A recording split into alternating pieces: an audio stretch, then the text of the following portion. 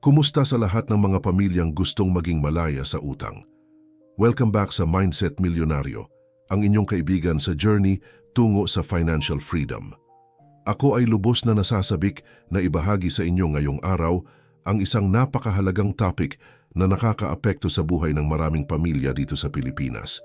Alam mo ba na ayon sa statistics, halos 7 pamilya sa bawat 10 Pilipino ay may utang na hindi nila kayang bayaran ng husto? Nakakalungkot isipin na ang sweldo na pinaghihirapan natin, ang remittance ng mga OFW at ang kita ng mga negosyante ay napupunta lang sa interest ng credit card, sangla at lending. Imagine mo kung ang pera na ito ay napupunta sa savings, investment o sa education ng mga anak.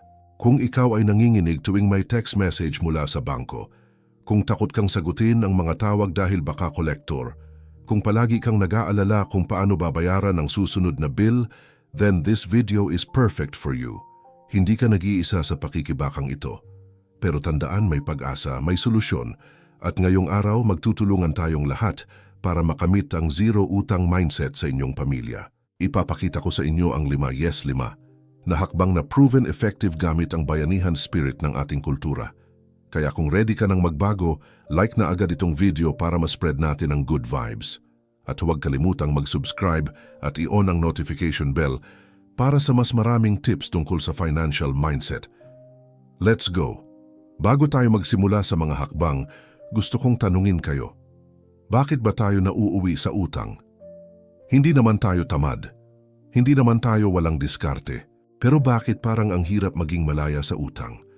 Ang totoo kasi, hindi ito tungkol lang sa pera. Ito ay tungkol sa mindset. Ang mindset natin tungkol sa pera, sa buhay, sa pamilya ay nakakaapekto sa ating financial decisions. Maraming pamilya ang lumalaki sa environment na ang utang ay normal. Ang hiniram na pera para sa fiesta, para sa birthday, para sa gadgets ay parang accepted na bahagi ng kultura. Pero hindi ito dapat ganito. Kaya ngayong araw, iaangat natin ang ating mindset at ipapakilala ang konsepto ng zero utang. Hindi ibig sabihin nito na hindi ka nahihiram kailanman. Ang ibig kong sabihin ay ang utang ay hindi default option. Ang utang ay last resort lang at kung meron man, may plano tayong mabilis na tapusin. Ready na ba kayo? Sabayan niyo ako sa journey na ito. Komento sa ibaba kung ano ang pinakamalaking utang challenge ng inyong pamilya. Let's support each other. Hakbang numero 1, itayo ang bayanihan budget system sa pamilya. Ang unang hakbang sa zero utang mindset ay ang pagkakaroon ng transparent at collective na budget. Ito ay hindi solo flight. Hindi pwedeng ikaw lang o asawa mo lang ang gumagawa ng budget. Kailangan team effort ito. Magtawag ng family meeting kahit simpleng upo-upo lang sa sala o sa hapagkainan. Iwanan muna ang cellphone, i-off ang TV at pag-usapan ang estado ng finances. Ano ba ang total income ng pamilya kada buwan? Ano ang lahat ng gastos mula sa kuryente, tubig, bigas, baon ng mga bata, hanggang sa load at internet? I-list lahat. Huwag mag-hide ng kahit ano. Transparency is key. Pagkatapos, i-categorize ang gastos. Ano ang essentials, ano ang wants, ano ang pwedeng bawasan o tanggalin? Sa bayanihan budget system, lahat ng miyembro ng pamilya ay may say. Kahit ang mga bata, pwedeng makinig at matuto. Ang goal ay makita ng lahat kung saan napupunta ang pera at kung paano magtipid ng sama-sama. Halimbawa, kung ang tatay ay OFW at nagpapadala ng pera, ang nanay naman ay nag-manage ng budget sa bahay. At ang mga anak ay tumutulong sa pag-iisip ng paraan para makatipid sa baon. Ito ay example ng bayanihan sa modern times. Hindi ka mag-isa sa problema, tulong-tulong kayo. Isa pang benefit ng bayanihan budget system ay ang accountability. Kung alam ng lahat ang budget, hindi na madaling gumastos ng walang paalam. May sense of responsibility ang bawat isa. At dahil team effort ito, mas motivated kayo na sundin ang plano. Mayroon akong kilalang pamilya sa probinsya, 3 henerasyon sila na nagsasama sa iisang bahay. Dati, lagi silang kulang sa pera at may utang sa tindahan. Pero nang gumawa sila ng budget meeting every Sunday after lunch, nagsimula silang mag-organize. Ang lola ay nagsuggest na gumamit ng clay pot para sa emergency fund. Ang tatay ay nag-commit na bawasan ang bisyo. Ang mga anak ay nag-volunteer na mag-packed lunch na lang kaysa bumili sa labas. After 6 months, nabayaran nila ang lahat ng utang at may savings pa sila. Ito ay dahil sa bayanihan mindset, kaya subukan mo ito ngayong linggo. Magtawag ng family meeting at gumawa ng budget. I-try mo ito ngayon at komento ang resulta. Share mo rin sa inyong clan para magbayanihan tayo. Hakbang numero 2, gawing sacred ang no utang pledge. Ang mindset shift na ito ay powerful. Kailangan ng pamilya na magsama-sama at gumawa ng solemn pledge o pangako na layunin ninyong maging zero utang. Hindi ito biro. Hindi ito parang New Year's resolution na mabilis na nakakalimutan. Ito ay sacred commitment. Pwede kayong magsulat ng pledge sa papel, i-frame, at ilagay sa lugar na makikita ninyo araw-araw. Halimbawa, sa kusina o sa living room. Ang pledge ay simpleng statement na nagpapahayag ng inyong commitment. Pwedeng ganito, kami ang pamilyang Santos at nangako kaming maging malaya sa utang simula ngayong taon. Hindi kami hihiram kung hindi talaga kailangan. Magtitipid kami, mag-iipon, at magtutulungan para sa aming kinabukasan. Ang pledge na ito ay reminder sa inyo tuwing may tukso na gumastos o humiram. Kapag nakita ninyo ang pledge, maiisip ninyo ang goal at ang dahilan kung bakit kayo nagsisikap. Ang no utang pledge ay nagiging mas powerful kapag may accountability partner kayo. Pwedeng ang asawa mo, ang magulang, o ang matalik na kaibigan. Kapag may tukso kang humiram para sa hindi essential, pwede mong tawagan ang partner mo para sa encouragement. Ito ay parang gym buddy. Mas madali ang journey kung may kasama ka. Meron akong napanood na kwento ng isang family sa social media. Ang mag-asawa ay gumawa ng pledge sa harap ng kanilang mga anak. Every month, may family celebration sila kung successful sila sa no utang challenge. Kahit simpleng halo-halo o movie night lang, ang importante ay nag-celebrate sila ng small wins. Ang mga bata ay naging inspired at nag-contribute din sa pag-iipon. Ang mindset ng pamilya ay nag-shift mula sa instant gratification tungo sa delayed but meaningful rewards. Ito ay example kung paano ang simpleng pledge ay nagdudulot ng malaking pagbabago. Kaya gawin mo rin ito. Isulat ang inyong no utang pledge at i-share sa comments kung ano ang inyong pledge. Let's inspire each other. Kung nakaka-relate ka, like na agad. Hakbang numero 3, mag-organize ng Bayanihan Emergency Fund. Ang isa sa mga dahilan kung bakit ang mga pamilya ay nauuwi sa utang ay dahil sa emergency, biglang ospital, sira ng appliances, o nawalan ng trabaho. Kapag walang emergency fund, ang default option ay humiram. Pero sa zero utang mindset, kailangan nating mag-proactive. Ang Bayanihan Emergency Fund ay collective effort ng pamilya o kahit ng extended family o barkada para mag-ipon ng pondo para sa emergency. Pwedeng gumawa kayo ng shared savings account o physical na alkansya na nasa tahanan. Ang importante ay regular ang contribution. Kahit maliit lang basta consistent. Halimbawa, bawat miyembro ng pamilya ay mag-contribute ng 10 o 20 piso kada araw. Kung 5 kayo sa bahay, after 1 month, may 1,000 pesos na kayo. After 6 months, may 6,000 na. Ito ay pwede ng pang-emergency. Ang Bayanihan Emergency Fund ay hindi lang para sa immediate family. Pwede kayong mag-organize ng fund sa clan o sa barangay. Ito ay tulad ng paluwagan pero ang purpose ay para sa emergency lang. May mga community sa probinsya na ginagawa ito. Kada pamilya ay nag-contribute ng maliit na halaga every month. Kapag may emergency ang isang pamilya, may matawagan silang tulong na walang interes. Pagkatapos ang pamilya na natulungan ay mag-contribute ulit para sa ibang pamilya na kakailangan. Ito ay true bayanihan spirit. Ang beauty nito ay hindi ka mag-iisa sa oras ng pangangailangan. May safety net ka at dahil walang interes, hindi ka na lalo pang babaon sa utang. Isa pang tip, kapag gumagawa ng emergency fund, i-separate ninyo ito sa regular savings. Ang emergency fund ay para lang talaga sa emergency. Hindi ito pwedeng gamitin sa shopping o vacation.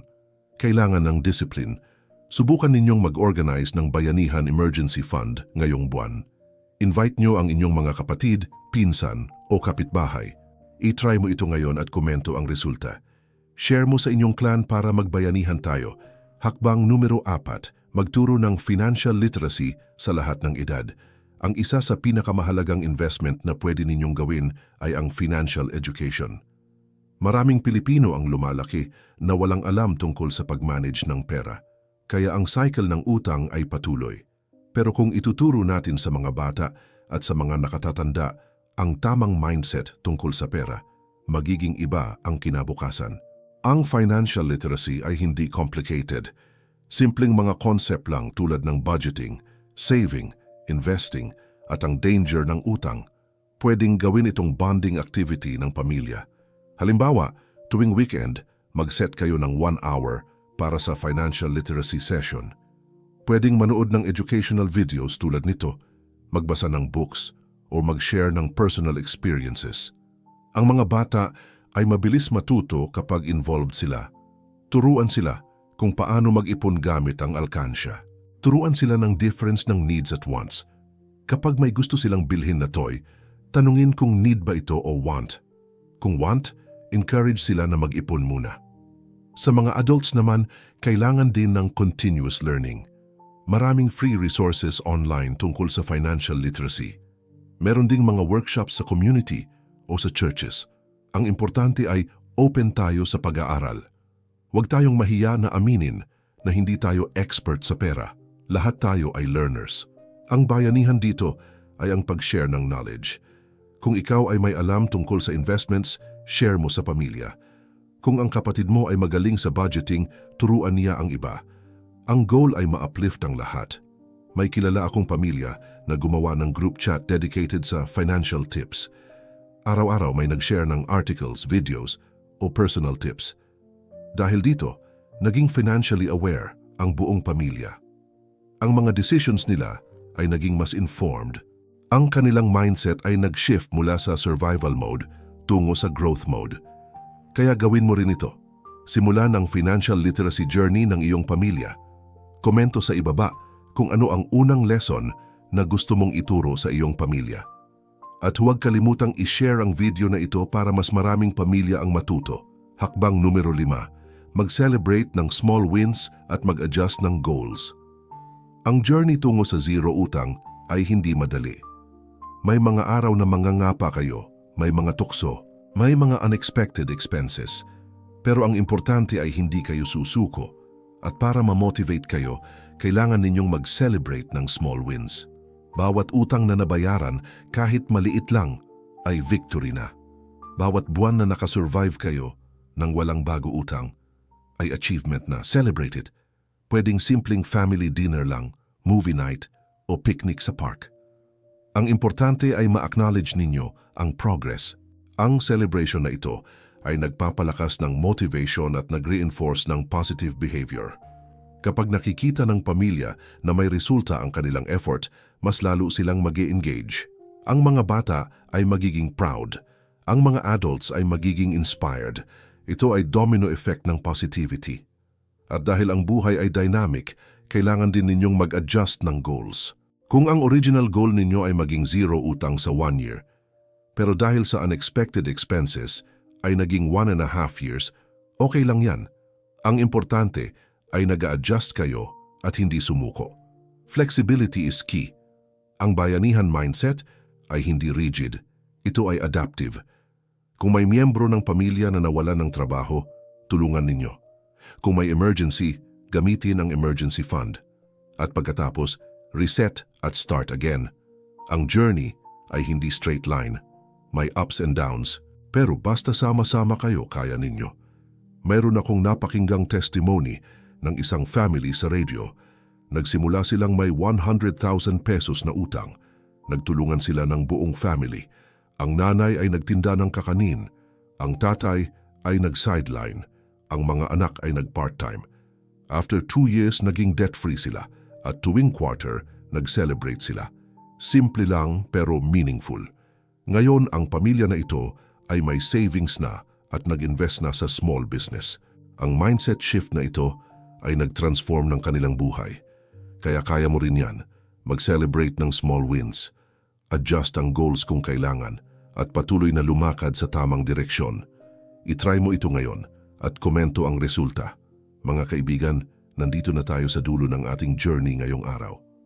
Napag-usapan natin ang 5 na hakbang para makamit ang zero utang mindset sa pamilya.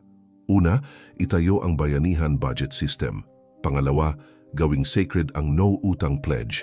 Pangatlo, mag-organize ng bayanihan emergency fund. Pang-apat, magturo ng financial literacy. At pang-5, mag-celebrate ng small wins at mag-adjust ng goals. Ang lahat ng ito ay rooted sa bayanihan spirit ng ating kultura. Hindi ka mag-isa sa journey na ito.